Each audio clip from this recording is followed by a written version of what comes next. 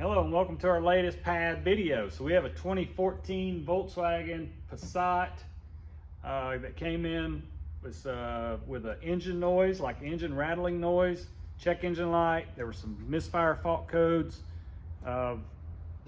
Seems like there was an intermittent hard start, but anyway, the main concern for the client was the engine noise that was going on. He also made a comment that at idle that he would get a low oil pressure message in the instrument cluster, but while driving down the road the oil pressure message would go away, but once he come to a stop again at idle, oil pressure low again. Okay, so we talked to our client and he agreed that we can move forward with some timing chains because we knew this was an issue, but once we got the cover off we realized there's much more of an issue, and we just want to put it on video because somebody working on a Volkswagen should not be working on a Volkswagen. So here we go. Engine code CPK. I believe it's a 1.8 turbo CPK. We've got the engine supported. I've got the engine mount out, and I have timing covers, upper and lower timing covers removed. So if you pan in here, you can see this is the camshaft chain right here. This is the oil pump chain, camshaft and balance shaft. But this camshaft chain that runs to the top wraps around both intake and exhaust cams. This is the tensioning guide, and you can see, hopefully in the video, that it's canted out on the tensioner side. Boom, out this way. It's not sitting flush like the guide is on this side. See, it's sitting out like it would maybe be making contact with the cover. So what do we find?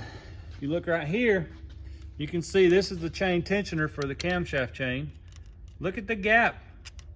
The chain tensioner is actually not even completely fastened down to the engine block where it should be. There's a gap where that bolt is not even tight. This bolt is not even tight. So I'm actually able to take my pick on the top bolt, and look, I can even remove it with just the pick. It did not have one thread into the block. There it is. And this one, without the spring tension, this one I would suggest would probably fall out as well, but the spring tension's holding that one in. So this is certainly a culprit of our engine noise, as well as a very considerable culprit for our lack of oil pressure. With a huge gap like this, we're losing oil pressure right there. Okay, so what was one of the results we know of as of right now with low oil pressure? This is our, I believe we call it a camshaft bracket. Sits here. This is the intake side and exhaust. So your exhaust camshafts rest in here and it's supported. Intake camshaft rest here and supported. Well, on the bottom, actually I can flip it over, but on the top side, the machine surface looks very smooth, semi-shiny as it should, very smooth. But on the bottom side, you can see it's very rough, very rigid, rough, not shiny, looks horrible. So what's happened is these are should be consistently lubricated with engine oil, and with our loss of oil pressure here, we have lost oil up here at the camshaft. So we know for a fact we're going to need a camshaft bracket and an exhaust camshaft. I'm going to let the car down. I'm going to get the valve cover or the cam covers off the top of the engine to determine if we need an intake cam as well. I do not know that yet, but we certainly know we're going to need an exhaust cam, and we can certainly clarify that we have found our engine noise and our loss of oil pressure. Something else I've noticed is this is the crankshaft, and the crankshaft pulley fits in these grooves, and it'll only fit one way because one of the grooves is wider than the other. But whoever actually went and put it back on, it wouldn't perfectly square it up and flattened out one of these ribs. But it's just another example of someone that's careless and should not be servicing these vehicles have been servicing this vehicle. So we're going to keep tearing it apart and find out what the extent of the damage is, and we'll pick back up once we get the camshafts out. All right, so we got the new chain tensioner here, but I wanted to show you the bolts that came out of this chain tensioner. The 2 bolts that fasten this to the engine block that were certainly a problem. So if you look right here, these are the 2 bolts that were there. And if you remember earlier in the video, I was able to just slide one out. Well, this one I was able to slide out was broken. There's the other end of that bolt right there. And it was still in the hole where the threads are at. So I had to back it out of the engine block.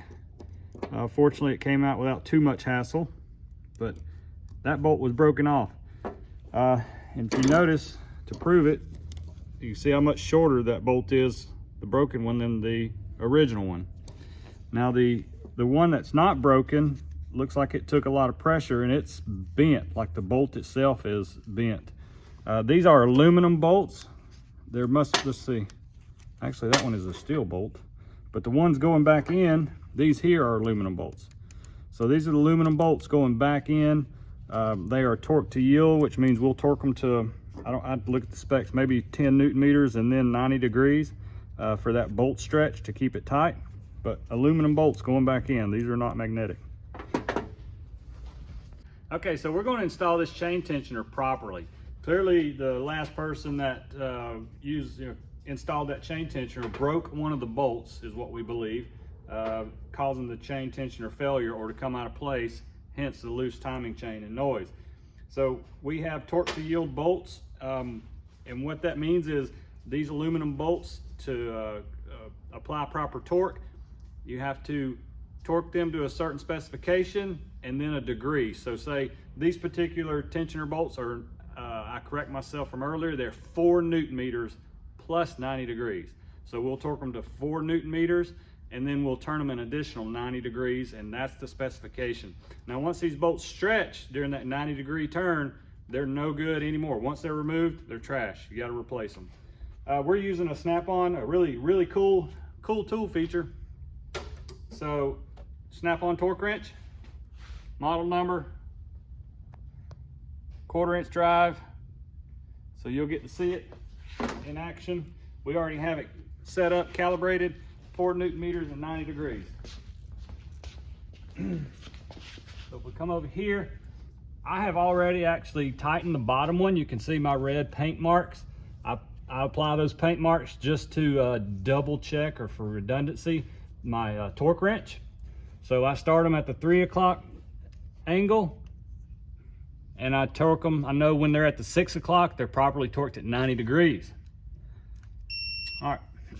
Okay, so you can see the paint marks at the 6 o'clock position here. I've already torqued it and properly torque angled that particular bolt, 4 Newton meters plus 90 degrees. So we're going to move to the top one.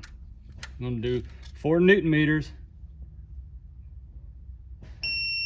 4 Newton meters. Okay, so we have the proper torque there. Now we're going to change to 90 degrees. So we're going to move this 90 degrees. You can see my torque wrench adding up the angles for me, so I don't have to keep up with it so much. And it saves the angle from when I stopped. 72 degrees. We're going to get 90 degrees. And you can see my paint mark is at the 6 o'clock position. So those 2 bolts are properly torqued. That is the proper way to torque those bolts. And that's the way they should be done each and every time. So we have our new chain in. This is the oil pump chain. It's in position. Here's our camshaft timing chain here. We've got new guides, new tensioner. This is our balance shaft chain and guides on the back. So there's 3 different chains on this one crankshaft. So once we get the bottom cover on, we're going to lower the car and we'll come back to the video and show you up top. All right, so now we got the car down. I'm going to show you up top here. First thing I want to show you is this is the exhaust camshaft that come out of this engine. This is where we found our initial damage. And this is a camshaft bracket. Some folks call it a bridge, camshaft bridge. But if you zoom in right here on the front of this engine, it sits right here and bridges or connects the 2 camshafts together. This is where it bolts to the front of the head. And the exhaust camshaft sits on this side. Well, we noticed that once we removed the old bracket, the top side of the bracket is very smooth and shiny, as it should be, but the bottom side of the bracket is very rigid, scorned, worn. So that's from a lack of oil pressure. We had some metal on metal and or some damage there. So also the end of the, that's the wrong one, exhaust camshaft feels very rough. Actually feels like sandpaper, but you can see it's very scored as well from lack of oil pressure here. So we got a new exhaust camshaft in. We also replaced the intake camshaft. This is your intake camshaft, comes as an assembly.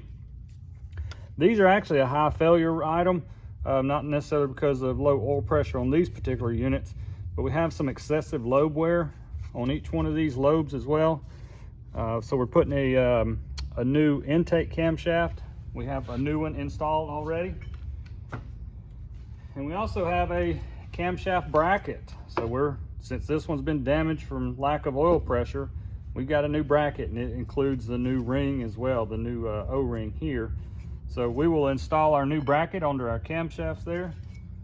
And once again, we have new aluminum stretch bolts that we will install into our bracket. Just like below, it's 4 Newton meters plus 90 degrees.